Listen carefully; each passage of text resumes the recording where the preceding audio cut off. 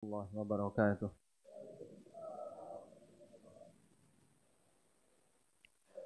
Alhamdulillah wassalatu wassalamu ala Rasulillah wa ala alihi wa sahbihi wa mawalah. Wa ashhadu an la ilaha illallah wahdahu la syarika lah wa ashhadu anna Muhammadan abduhu wa rasuluh sallallahu alaihi wa ala alihi wa sahbihi wa man tabi'al huda ila yaumil qiyamah. Alhamdulillah, puji syukur kita haturkan kehadirat Allah Subhanahu wa taala. Pagi ini kita akan berada di ujung pembahasan dari buku Prinsip Hidupku dengan judul Berbuat Baiklah di Sisa Usia.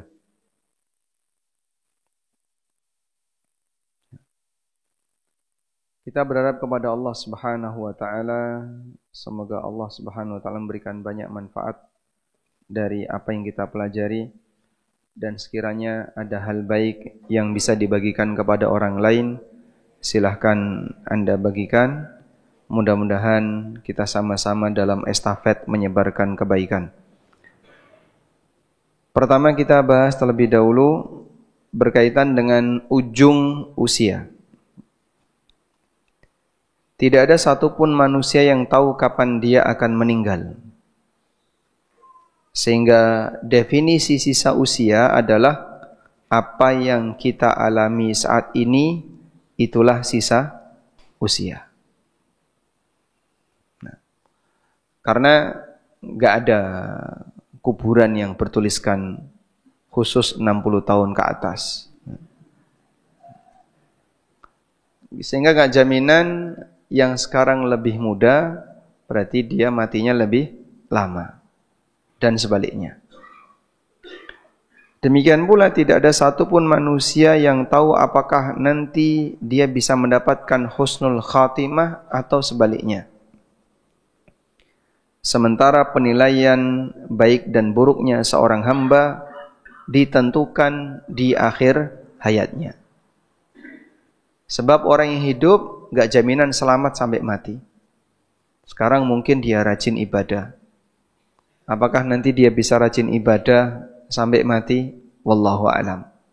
Sekarang dia mukmin, apakah dia nanti mati dalam kondisi mukmin? Wallahu a'lam. Memastikan manusia tidak punya wewenang, yang bisa dilakukan adalah harapan. Sehingga perbanyak berdoa kepada Allah, berharap semoga amalan terbaik kita ada di ujungnya. Pertanyaannya, apa dalil kalau kita tidak tahu kapan kita mati?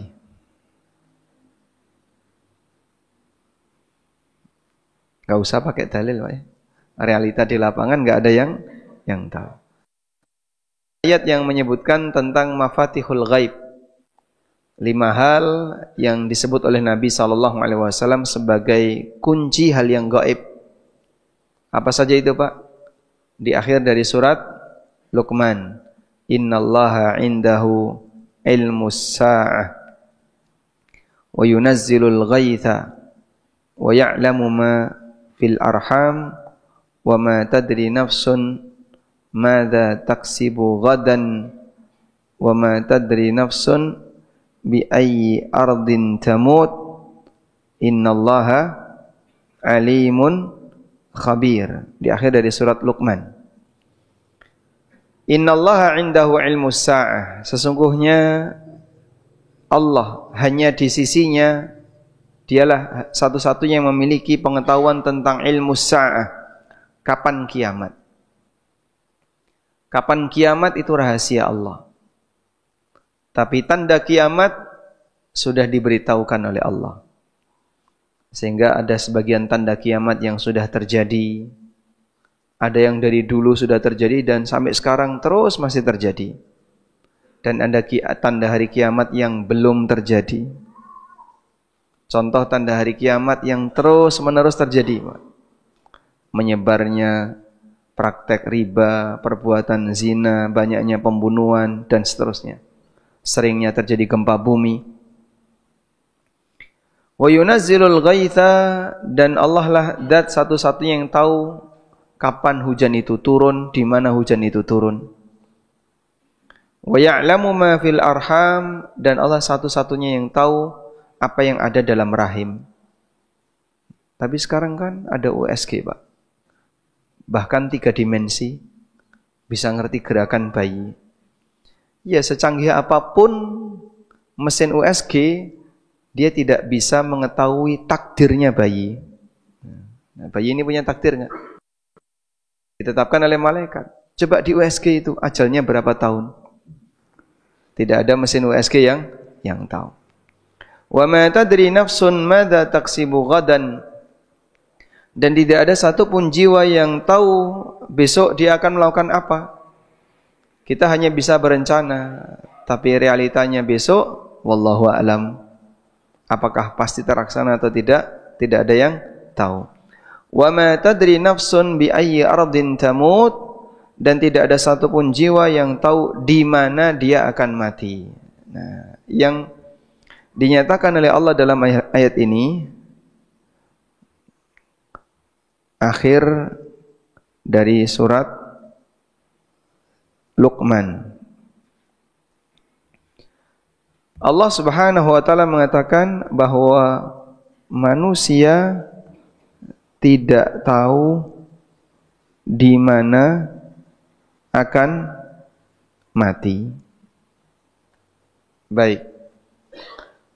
Antara merencanakan tempat dengan merencanakan waktu, itu lebih mudah yang mana? Merencanakan tempat. Nah, satunya merencanakan waktu. Jadi misalnya, Bapak pengen meninggal di mana? Saya pengen mati di Jogja. Itu namanya apa? Merencanakan tempat kematian. Dengan merencanakan waktu, Bapak pengen mati kapan? Kalau bisa ya, saya mati setelah semua anak saya nikah. Sehari setelah anak saya nikah. Bisa kayak gitu? Mana yang lebih sulit? Waktu. Melesetnya lebih besar. Karena yang namanya waktu meninggal itu lebih sulit untuk dibuat tepat. Jangankan meninggal ya. Waktu kedatangan kendaraan saja kadang sulit untuk dibuat tepat. Maka kalau merencanakan tempat dengan merencanakan waktu, lebih mudah merencanakan tempat. Meskipun orang tidak tahu di mana dia akan meninggal. Jika tempat saja orang tidak tahu, apalagi waktu. Ada sebuah cerita ya. Wallahu a'lam apakah ini sahih ataukah berita Israiliyat yang boleh diceritakan tapi sifatnya tidak boleh dibenarkan atau didustakan. Nabi Sulaiman alaihissalam oleh malakul maut sebagai tamu beliau dalam wujud makhluk yang bisa dilihat oleh manusia. Ketika malakul maut datang, di sebelah Nabi Sulaiman ada salah satu perdana menterinya, pokoknya anggota kerajaan. Di saat Nabi Sulaiman sedang ngobrol dengan malakul maut ini melihat orang ini, si perdana menteri ini, dilihatin terus. Sampai akhirnya orang ini ketakutan. Kok malakul maut ngeliatin saya terus? Sampai akhirnya orang ini ketakutan. Sudah? Akhirnya orang ini minta kepada Nabi Sulaiman, wahai tuanku, bisa enggak saya dipindahkan, jangan ada di Syam. Ya sudah, kamu saya kirim ke India. Akhirnya dengan angin, kendaraan angin yang dimiliki oleh Sulaiman, orang ini dikirim ke India. Lalu Nabi Sulaiman tanya kepada malakul maut, kenapa kamu lihatin teman saya ini? Dilihatin terus. Aku terheran. Aku diperintahkan oleh Allah untuk mencabut nyawa orang ini di India. Kok dia ada di Syam? Nah, pada waktu itu ada di mana? Di Syam, di Palestina. Kok dia masih ada di Palestina? Sementara aku diperintahkan untuk mencabut nyawanya di India. Nah, sekarang dia sudah sampai India. Baik. Jadi manusia tidak bisa merencanakan tempat. Jika tempat saja tidak tahu, apalagi waktu. Maka dalam ayat ini Allah Subhanahu wa taala mengatakan, "Wa ma tadri nafsun bi ayyi ardin tamut." Manusia tidak tahu di mana dia akan mati. Dia mungkin bisa merencanakan, saya pengen mati di Jogja. Caranya gimana? Hah? Jangan pernah keluar Jogja. Opnam dia. Rumah sakit se-Jogja nggak ada yang mau nerima. Pindahlah ke Solo. Bisa jadi dia mati di rumah sakit Solo atau di perjalanan ketika menuju Solo. Maka hamba berkaitan dengan tempat meninggalnya mungkin hanya bisa merencanakan, tapi hanya Allah Subhanahu wa taala yang tahu kepastiannya. Baik. Oleh karena itu berkaitan dengan masalah kematian, karena kita tidak ada yang tahu, sehingga hakikat sisa usia adalah apa yang kita jalani saat ini. Nah, di sini yang paling sepuh Yuswa pinten? Coba yang paling sepuh. Bapak usia berapa, Pak? 77 jalan. Jalan jauh atau jalan dekat?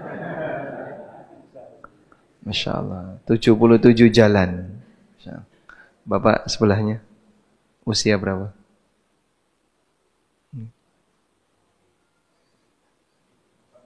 45. Masya Allah. Yang usia 45 kurang berapa hari lagi? Yang usia 77 kurang berapa tahun lagi? Pertanyaan itu salah nggak? Tidak. Karena baik tua maupun muda, tidak ada yang tahu kapan dia akan meninggal. Baik. Nah, karena itulah sebenarnya yang lebih penting adalah kita melakukan yang namanya siaga kematian. Jadi tugas siaga kematian itu kapan, Pak? Sampeyan iki lho wis 70. Wis mepet karo lemah. Harus siaga kematian. Apakah yang masih muda dia tidak perlu siaga kematian? Semuanya perlu siaga kematian. Sehingga saya harus siaga kematian. Kita semuanya harus siaga kematian karena kita tidak tahu kapan kita akan mati. Nah, dalam kondisi siaga kematian, sebenarnya yang perlu disiapkan apa di sini? Apa yang perlu disiapkan? Ada bagian yang tidak boleh hilang, tidak boleh lepas. Apa itu? Iman. Ini harus selalu melekat. Maka dijaga bagian yang menjadi syarat orang selamat dari iman. Sepanjang orang itu punya iman, walaupun kecil sekali. Yang digambarkan Nabi SAW, iman yang paling kecil itu apa? Akhriju man kana fi qalbihi, akhriju minan nari man kana fi qalbihi mithqala dzarratin minal iman. Keluarkan dari neraka orang yang di dalam hatinya ada seberat dzarrah, setitik debu yang terbang. Ada seberat dzarrah berupa iman. Iman seberat dzarrah diselamatkan oleh Allah orangnya dari neraka. Ba'da mamtuhishu, setelah orangnya gosong dibakar oleh neraka. Ya. Berarti enggak apa-apa, Pak ya. Yang penting masih punya iman. Maksiat rapopo, yang penting punya iman. Wah, bukan kayak gitu. Kita kan tidak mau gosong di neraka. Orang ini gosong badannya habis di neraka. Ditaruh oleh Allah di Nahrul Haya, di sungai kehidupan, akhirnya badannya tumbuh. Sebelum masuk surga itu ditumbuhkan dulu badannya. Karena dia namanya orang disiksa, Pak ya. Kuru atau lemu, Pak? Siksa di dunia aja bikin kurus, apalagi di akhirat. Sehingga badan dia habis. Ditumbuhkan oleh Allah di sebuah sungai namanya Nahrul Haya. Kemudian tumbuh badannya baru dimasukkan ke dalam surga. tidak boleh lepas, sebab ini syarat utama seorang hamba berhak dapat surga. Nah, yang kedua ini yang sulit. Yang kedua ini yang sulit. Selalu mengkondisikan amal. Mengkondisikan diri dalam ketaatan. Wah, ini yang sulit, Pak. Sering lepas, kemudian kadang dilakukan, kadang lepas. Bahkan waktu yang kita pakai untuk maksiat. Ada waktu yang kita gunakan untuk maksiat. Sehingga pada posisi ketika kita sedang maksiat, kosong ketaatan. Jangankan sedang maksiat, kadang kita sibuk dengan melakukan hal yang mubah, dan itu kosong dari ketaatan. Maka untuk mengupayakan yang kedua ini sangat sulit. Ini sangat sulit. Anda bisa bantu dengan doa. Minta kepada Allah husnul khatimah, atau minta kepada Allah menjadikan ujung amal kita sedang taat. Misalnya doa, Allahumma ja'al khaira a'mali fi khawatimiha. Ya Allah, jadikan amal terbaikku di penghujungnya. Ya Allah, jadikan amal terbaikku di penghujungnya. Kita rutin membaca seperti itu, minta kepada Allah. Jadi karena kita nggak bisa untuk memastikan, mintalah kepada Zat yang memiliki kuasa untuk itu. Bantu dengan doa. Nah, jika dibandingkan dengan kondisi para ulama, ya, kita tidak membandingkan dengan Nabi SAW, karena 100% hidupnya Nabi SAW itu ibadah. Kalau kita bandingkan dengan ulama, kita nggak ada apa-apanya, ya. Hammad bin Salamah itu salah satu cerita terkait orang yang waktunya disaksikan oleh orang lain, diakui oleh orang lain, nggak ada celah yang mubah. Yang mubah aja nggak ada celah. Hammad bin Salamah dilihat oleh siapapun yang melihat beliau itu sedang ibadah. Kalau nggak belajar, mengajar, zikir, sholat, baca Quran, atau ibadah yang lain. Jadi siapapun yang lihat Hammad pasti sedang ibadah. Sampai beliau meninggal dalam posisi sujud. Beliau meninggal dalam posisi sujud. Karena mereka dipanggil oleh malakul maut. Andaikan kemudian ditawarkan, 5 menit lagi kamu mati, ya sudah nggak bisa ditambahkan amal. Waktunya sudah full amal. Nah, saya mau beramal apa lagi? Sudah full dengan amal. Padahal itu manusia biasa, ya. Nah, kita kan tidak mungkin bisa seperti itu karena bocornya banyak. Oleh karena itu, bantu dengan doa. Mudah-mudahan saat nyawa kita hilang, tidak sedang dalam kondisi maksiat, minimal itu. Semoga saat kita mati, kita tidak sedang dalam kondisi maksiat. Ya. Bapak banyak berdoa. Ya Allah, jangan kau cabut nyawaku di saat aku sedang berbuat maksiat. Nah.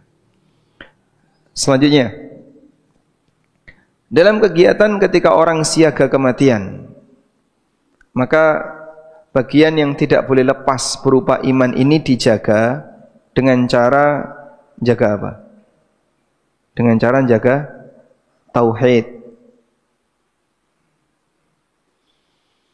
Selalu jaga diri untuk bertauhid, dan Allah Subhanahu wa taala berwasiat kepada hambanya, wala tamutunna illa wa antum muslimun. Ini wasiat Allah.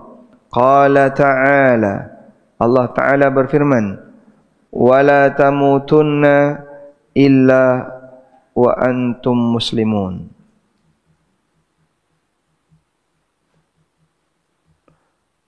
Minimal kalau kalian tidak bisa istiqomah menjalankan salat sunnah atau istiqomah melakukan puasa sunnah, minimal jangan lepas jadi muslim. Jangan pernah lepas untuk menjadi seorang mukmin. Demikian pula yang perlu kita persiapkan adalah hindari sengketa yang belum tuntas.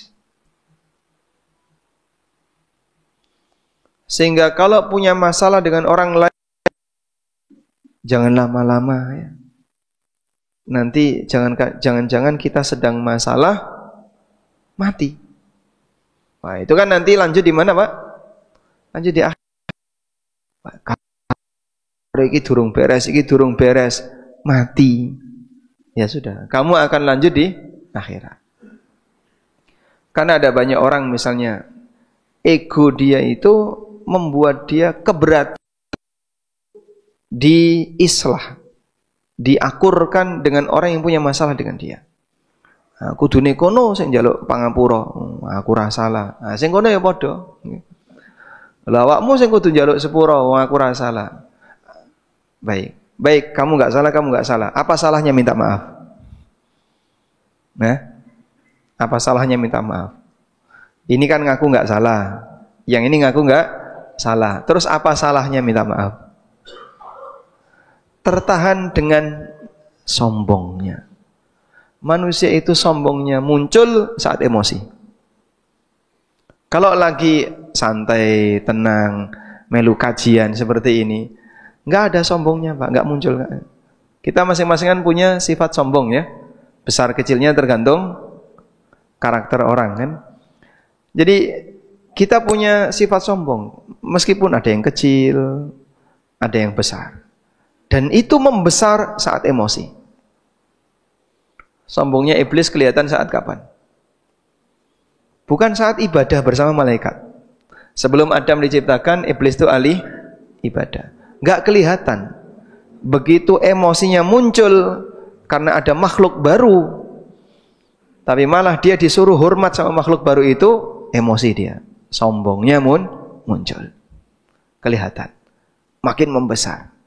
Sampai dikatakan oleh Allah, aba wastakbara wa kana minal kafirin. Iblis enggan untuk nurut perintah Allah dan dia gumede, dia sombong dan dia jadi orang kafir. Dan surga tidak boleh dihuni oleh orang yang sombong. Allah Subhanahu wa taala berfirman, tilkad darul akhiratu naj'aluha lil ladzina la yuriduna 'uluwan fil ardi wala fasada wal akibatu lil muttaqin. Ini nas Al-Qur'an. Allah Subhanahu wa taala tidak ridha ketika hambanya yang sombong masuk surga.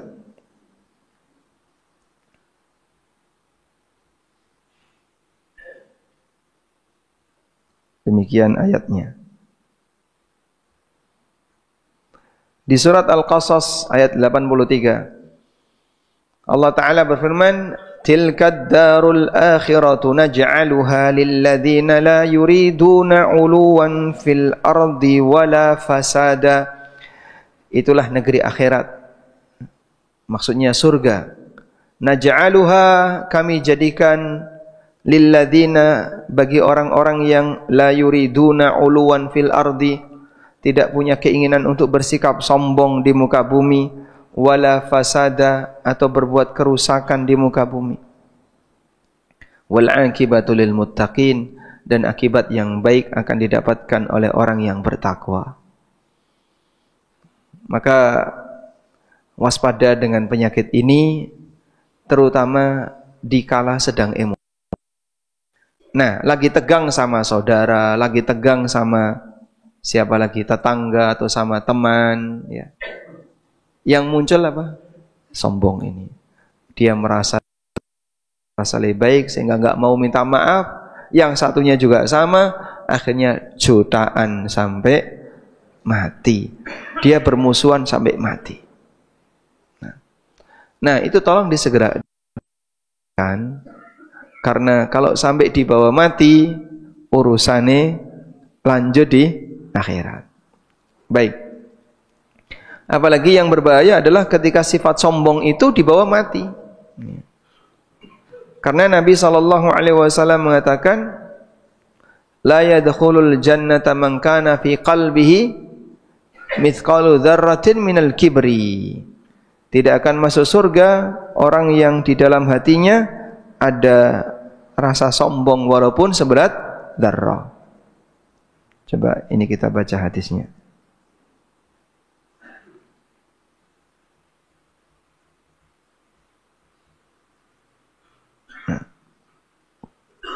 Hadis ini seharusnya sangat menakutkan bagi kita jika kita tidak perhatian. An Abdullah ibn Mas'udin anin Nabi sallallahu alaihi wasallam qala la yadkhulul jannata man kana fi qalbihi mithqalu dzarratin min kibrin. Tidak akan masuk surga orang yang dalam hatinya ada rasa sombong walaupun mithqalu dzarrah, sebelat dzarrah. Lah aku duwe kaya ngene iki, Pak. Saya punya seperti itu terus gimana ini? Hadisnya riwayat Muslim. Hadis sahih rawahu Muslim. Sampai iblis diusir oleh Allah Subhanahu wa taala gara-gara sombong di surga. Jadi ketika dia sudah berada di dalam tapi dia bersikap sombong dalam surga, suruh keluar. Coba lihat ini.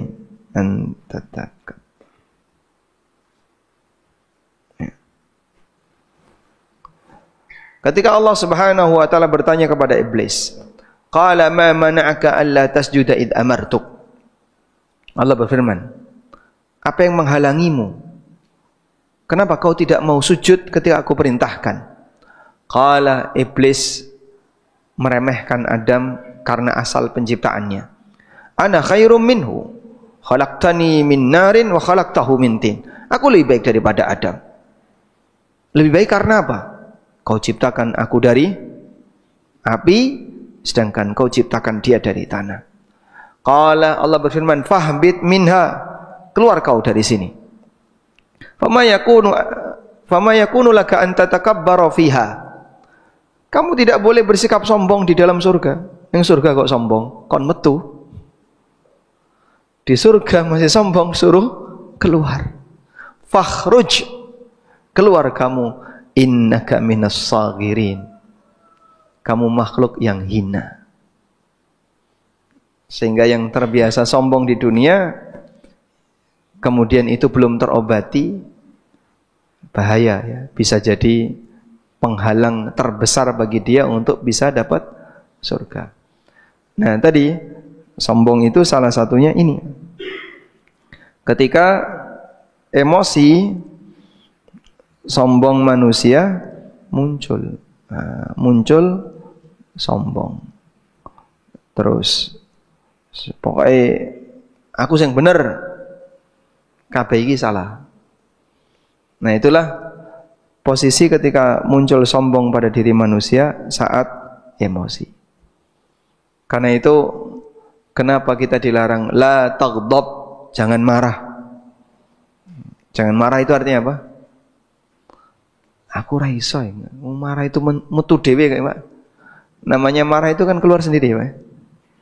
Karena dipicu oleh anaknya, dipicu oleh istrinya, dipicu oleh suaminya. Tiba-tiba muncul emosi. Bapak ngomong apa, bojone ra trimo, nggih? Marah enggak? Atau guyu? Guyu karo nesu. Dia marah. Nah, dilarang untuk marah, maksudnya bukan dilarang muncul rasa amarah, karena itu di luar kemampuan manusia. Dilarang marah artinya jangan kau lampiaskan amarahmu. Sehingga kalaupun kamu mengalami marah, emosi, jangan kau lampiaskan amarahmu.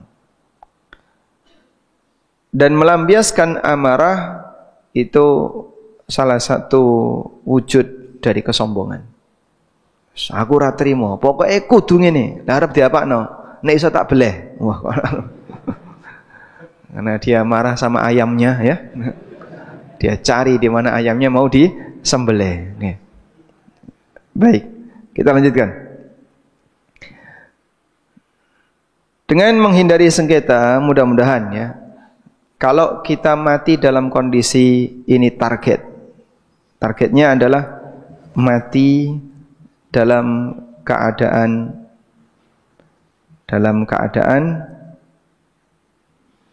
nol kezaliman. Nah, ini targetnya. Sudah tidak ada hak orang lain yang masih nyangkut pada diri kita.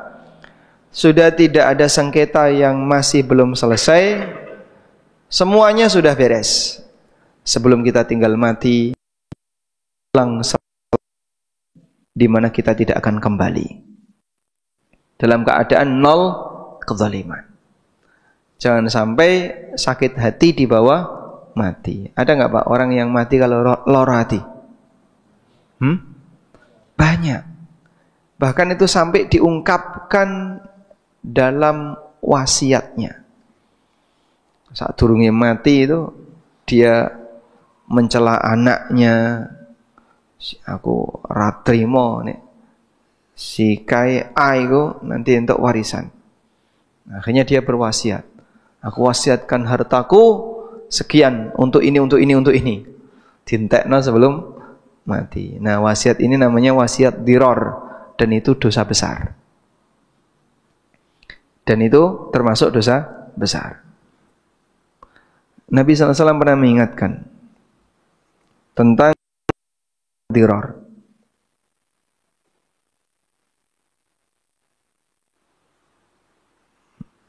Gimana kalimatnya?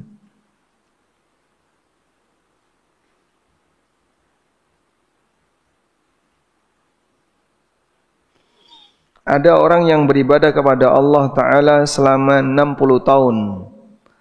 Tapi tiba-tiba menjelang wafatnya, dia mati dalam keadaan berwasiat yang membahayakan bagi keluarganya. Nah ini hadisnya.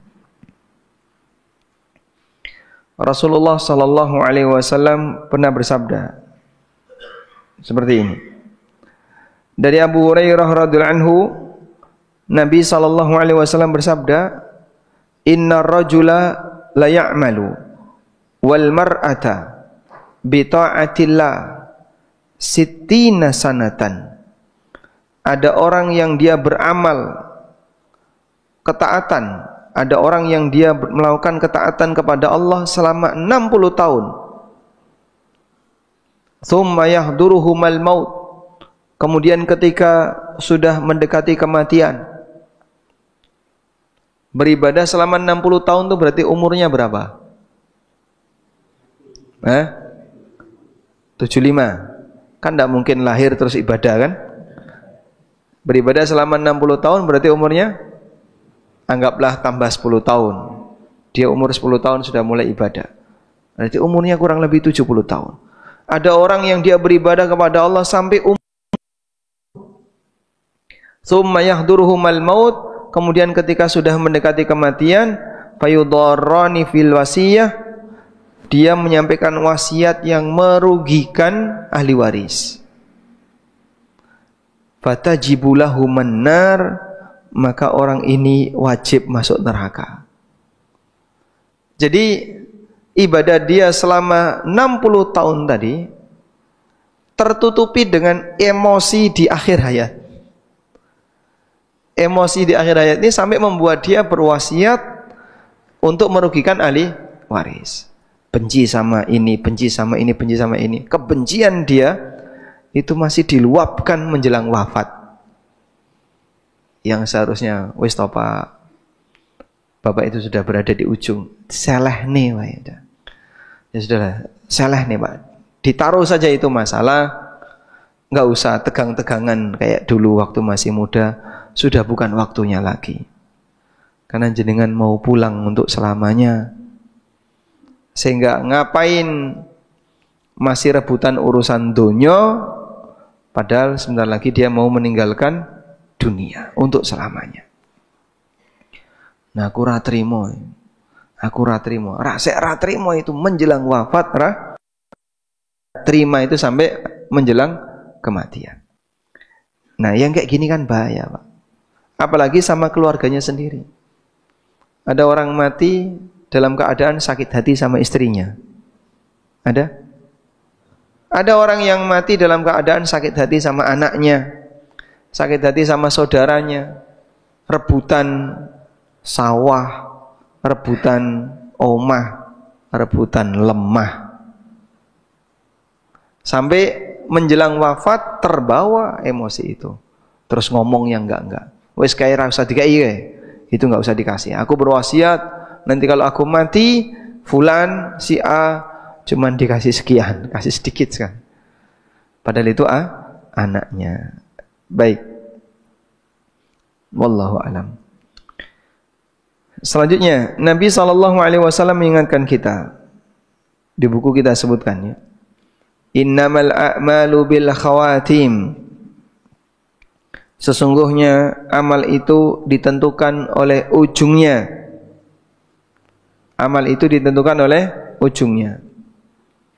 Nek pucuke apik kabeh disebut apik. Nek pucuke elek kabeh dinilai elek.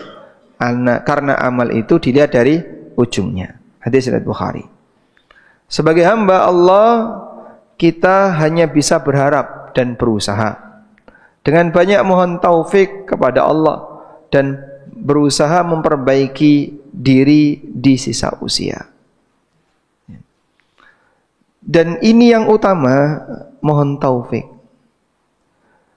Sehingga jangan sampai rajin ibadah tapi ujub. Wah, itu bahaya juga ya. Rajin ibadah tapi ujub. Nah, saiki aku wis rajin ning masjid. Wis dadi wong soleh, wis dadi wong bertakwa, harus jadi ketua takmir. Loh, apa hubungannya? Nah, wis tua tapi berharap jadi ketua takmir. Pokoknya aku kudu sing ning ngarep. Ya. Nek iso dadi imam, liyane aja sing dadi imam. Pak, sudah bukan waktunya lagi rebutan jabatan seperti ini. Sebab ada orang kan mengalami post power syndrome, kehilangan apa? Status sosial. Di tempat kerja sudah nggak dipakai. Ya. Dulu ketika dia masih aktif, ketemu satpam dari jauh, wis dibuka gerbang, disambut dengan hormat, dikasih layanan. Dulu tasnya dibawakan. Sekarang alat mlebu kantor ra entuk. Loh, Bapak kan sudah pensiun. Sudah purna, kenapa masih balik ke sini? Di lingkungannya enggak ditunjuk jadi RT, jadi RW. Akhirnya yang jadi sasaran apa? Masjid. Sehingga tinggal satu ini yang bisa diperjuangkan. Piye carane aku kudu ning ngarep. Nah, makanya terkadang kesolehan di bagian akhir, soleh dalam arti rajin ibadah, rajin taat, itu bisa membuat sebagian orang ujub dengan amalannya. Terus dia merasa lebih baik dari yang lain. Karena itu mohon taufik kepada Allah. Sebab bentuk hidayah itu tidak hanya sebatas dimudahkan beramal fisik, tapi yang lebih penting adalah diperbaiki batin. Diperbaiki batin.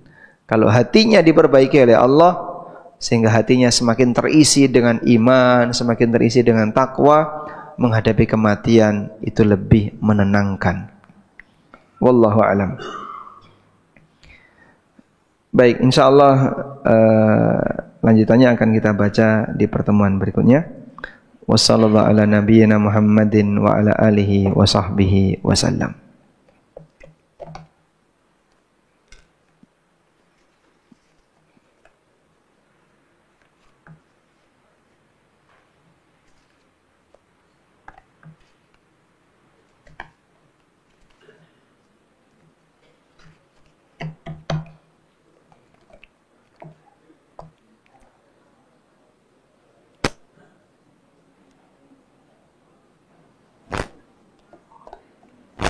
Ada beberapa pertanyaan.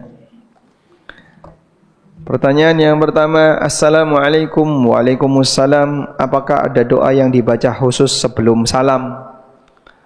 Rasulullah sallallahu alaihi wasallam memberikan kebebasan. Tsummal yatakhayyar minad du'a'i ma syaa. Kalau orang sudah selesai membaca tasyahud dan salawat, tsummal yatakhayyar, kemudian silahkan dia milih minad du'a'i ma syaa, doa apapun yang dia kehendaki. Sehingga pada asalnya doa sebelum salam itu bebas.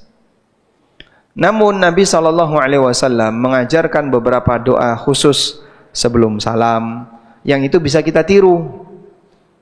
Contohnya apa? Ini sudah pernah dipelajari dulu. Allahumma inni a'udzubika min adzabi jahannam wa min adzabil qabri. Yang lain. Allahumma inni a'udzubika minal ma'thami wal maghram. Yang lain. Allahumma inni as'alukal jannah wa a'udzubika minan nar. Ada kayak gini. Allahumma a'inni ala dzikrika wa syukrika wa husni ibadatik. Pesan beliau untuk Mu'adz. Dan masih banyak doa yang lain. Allahumma hasibni hisaban yasira. Baik. Nah, Anda bisa hafalkan itu. Di mana Pak saya bisa dapat doa-doa itu? Di buku tafsir salat. Kalau punya, di bagian akhir ada kumpulan doa-doa menjelang salam.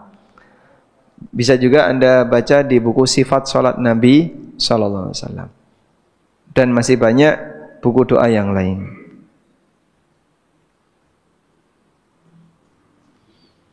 Assalamualaikum. Waalaikumsalam. Bagaimana menasihati ibu saya yang sudah berumur 63 tahun tapi masih senang nonton film-film atau sinetron? Saya ingin ibu saya yang ditonton kajian. Nah, baik. Ya mungkin bisa dibelikan TV ya. Kemudian pakai parabola, terus disetting. Hanya channel tertentu, Mekah, Madinah, Roja. Terus apalagi beberapa TV-TV yang lain ya, Asil TV, Ahsan TV, Niaga TV kan banyak ya. Nah insya Allah, atau Quran TV. Nah insya Allah kalau sudah di setel seperti itu, nanti kan milih yang lain nggak bisa. Golei film Donald kok ra ono to Mas? Sampeyan ki swidak telu golek film Donald.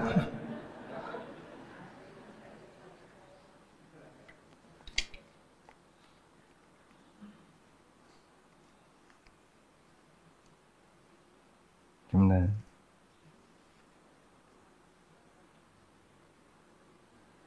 Assalamualaikum. Waalaikumsalam. Langkah atau doa apa yang bisa kita lakukan supaya kita saat meninggal dalam keadaan ibadah atau kebaikan? Intinya dipersering, sering melakukan ketaatan dan ibadah dengan ikhlas. Mudah-mudahan Allah wafatkan kita sesuai kebiasaan itu. Karena ada kaidah yang disampaikan oleh Al-Hafidz Ibnu Katsir, man 'asha 'ala syai' mata 'alai.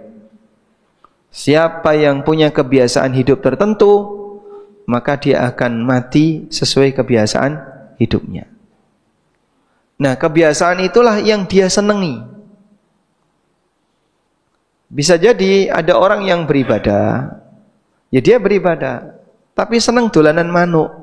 Nah, isu-isu dolanan manuk, engko awan dolanan manuk dan seterusnya.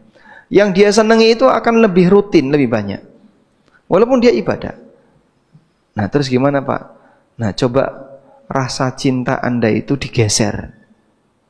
Sehingga bukan waktunya lagi wis tuwa ngerawati pitik pengadon Pak. Ayam aduan ya. Wis tuwa, tapi seneng ngerawati pitik, seneng ngerawati cupang, ngerawati apalagi gupi ya. Ingat usia ya, sudah bukan waktunya lagi. Baik. Ada orang yang sudah tua, tapi dia pengen berkebun.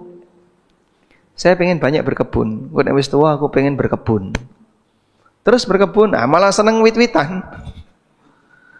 Jadinya sampai membuat dia lebih cenderung kepada kebunnya daripada kegiatan ibadahnya. Jadi mulai mempersiapkan diri di sini adalah merutinkan dengan berusaha untuk mencintai amalan soleh ini sebagai rutinitasnya. Maka jangan dialihkan dengan kegiatan-kegiatan dunia yang sekiranya kurang begitu memberikan pengaruh bagi kehidupan Anda pasca kematian. Seperti berkebun, aku ndak wis tua arep ngerawat-ngerawati apa loh, tak ngerawat-rawat. Terus sama anaknya dikasih kambing.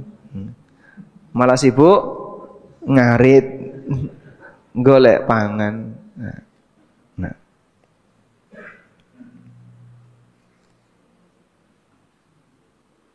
Assalamualaikum warahmatullahi wabarakatuh. Waalaikumsalam warahmatullahi wabarakatuh.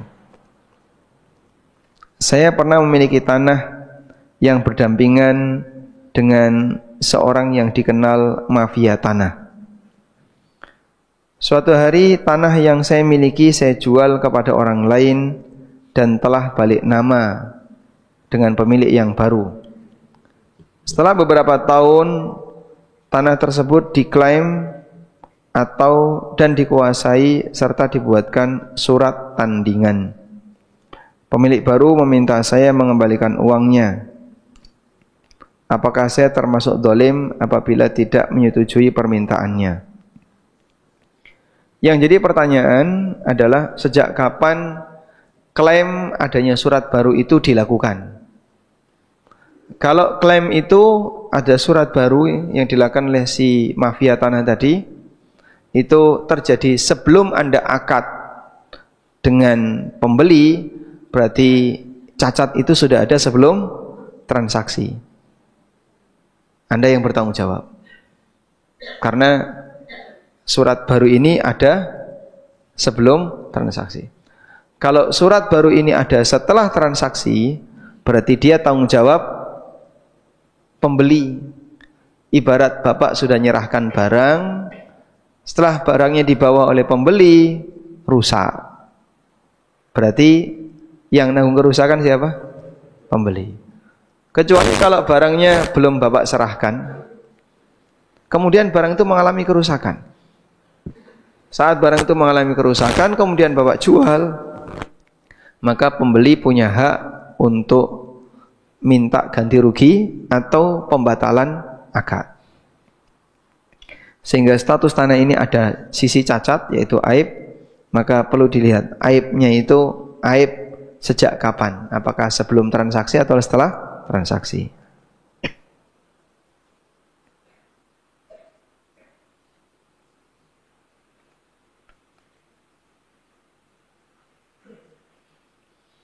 Assalamualaikum. Waalaikumsalam. Saya punya banyak celana jin.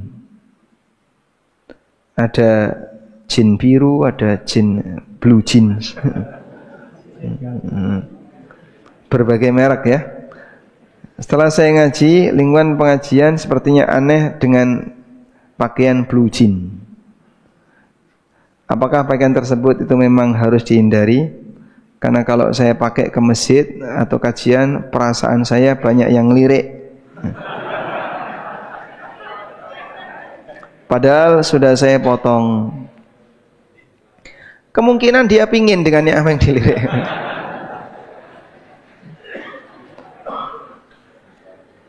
Baik.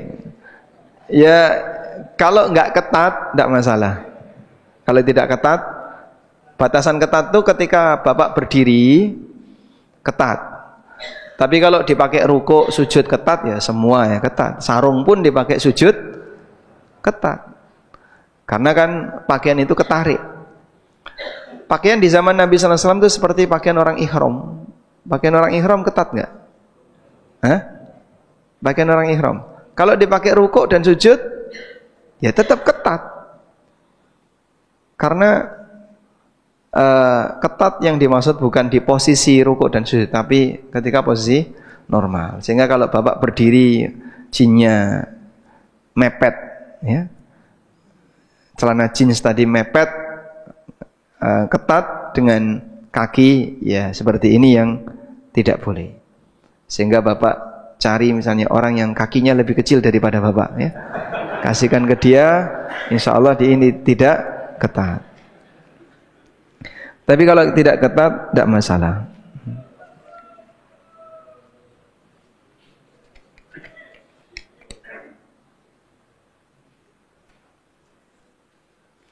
Assalamualaikum. Waalaikumsalam. Ada bank syariah yang memberikan dana talangan haji. Tidak ada bunga, tapi ada apa ini? Dibayar apa ini? Ada nggak, susah dibaca. Administrasi. Oh, ada biaya admin yang dibayar di depan. Tidak ada bunga, tapi ada biaya admin yang dibayar di depan. Biaya adminnya, bunganya. Baik, pembahasan ini pernah saya bahas mungkin sekitar 2017 dulu atau 2016, awal-awal kita sering nulis tentang masalah riba. Jadi begini, program talangan haji menyediakan dana 25 juta untuk membeli porsi haji di Kemenak bagi mereka yang belum punya dana 25 juta. Akhirnya yang bersangkutan mengambil itu padahal dia belum mampu. Sudah? Terus daftar. Yang dijaminkan SK PNS. Yang paling banyak itu. Setelah itu terjadilah antrian yang membludak seperti sekarang. Sampai puluhan tahun. Sehingga yang belum mampu itu ikut ngantri. Pakai utang. Belum mampu ngantri pakai utang. Jadinya sampai puluhan tahun. Ada orang sawahnya kena tol, dapat duit, ya. Terus dia daftar haji di usia 60 tahun. Saya daftar haji sekeluarga, saya, istri dan anak-anak. Beri 25 juta, anggaplah kali 6. 25 juta kali 6, 150 juta. Sudah? Kapan berangkat? 30 tahun lagi, Pak. Kok lama sekali? Nah, ini yang orang-orang tidak mampu ini ngantri di depan Bapak. Yang seharusnya dia belum waktunya untuk daftar, nekat daftar pakai utang. Sehingga keberadaan talangan haji itu menghalangi orang yang mampu untuk bisa segera berangkat haji. Maka sebelum bahas dari sisi ribanya, kita bahas dari sisi sistem ini ngerusak. 2010 sebelum ada program talangan haji, bank sudah banyak tapi nggak ada program talangan haji. Banyak cerita daftar sekarang, tahun depan berangkat. Dan harganya normal, 25 juta. Kemudian besok tambahnya sekian. Kemudian daftar lagi. Orang daftar 2 tahun berangkat. Nah, karena ada model talangan haji ini, jadi antriannya panjang.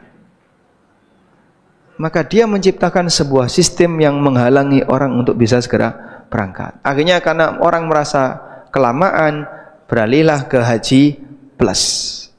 Dia haji pakai kuota plus. Yang harganya berapa kali lipat itu? 10 kali lipat dari, sampai enggak? 300-an juta. Ya. Enggak sampai ya? Anggaplah misalnya 8 kali lipat dari harga haji biasa, reguler. Nah, andaikan kaum muslimin itu bersabar, sing durung mampu ora usah maksa. Sudahlah, enggak perlu untuk ikut antrian, karena memang belum mampu. Maka model yang dulu bisa kembali normal. Sehingga enggak perlu orang sampai ikut plus, maka dia bisa ikut yang normal. Kita bisa mereduksi, mengurangi kepadatan karena jejer-jejer orang yang tidak mampu di depan tadi sampai puluhan tahun, dan itu terjadi hampir merata di semua provinsi. Yang paling panjang di Jawa, Jakarta apalagi. Tayyib. Lalu kalau skema transaksinya gimana, Pak? Skema transaksinya ya riba terselubung. Kok bisa? Di situ ada dua akad yang dilakukan. Akad utang dan akad jual beli jasa. Sehingga pihak bank memang tidak mewajibkan adanya bunga. Bapak, kami kasih pinjaman 25 juta dan tetap 25 juta. Namun ada ketentuannya. Dalam pengurusan haji Bapak akan dilayani oleh kami. Nah, biayanya 2,5 juta. Biayanya 2,5 juta. Kalau nasabah bilang, enggak, saya enggak perlu layanan itu, nanti saya sendiri akan melakukannya. Enggak bisa, Pak, ini sudah include. Kalau Bapak mengambil dana talangan haji, include layanan untuk pendaftaran haji. Jadi memang karyawan bank nanti akan ngurusi.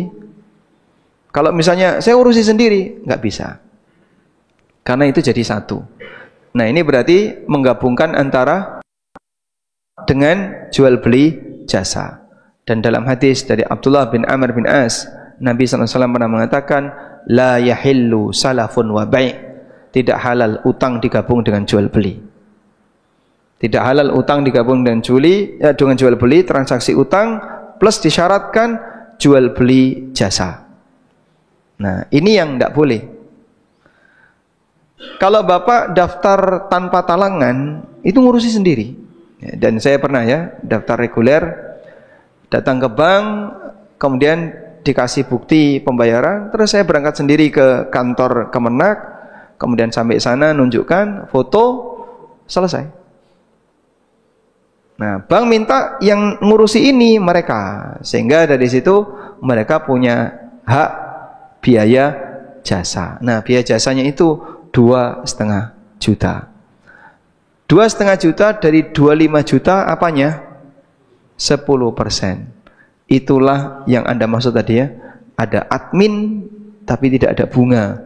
Dan ribanya dipindah dari bunga ke admin.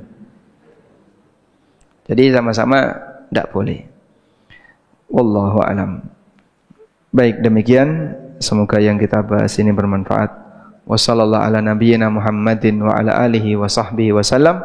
Wa akhiru da'wana anil hamdulillahi rabbil alamin. Wassalamualaikum warahmatullahi wabarakatuh.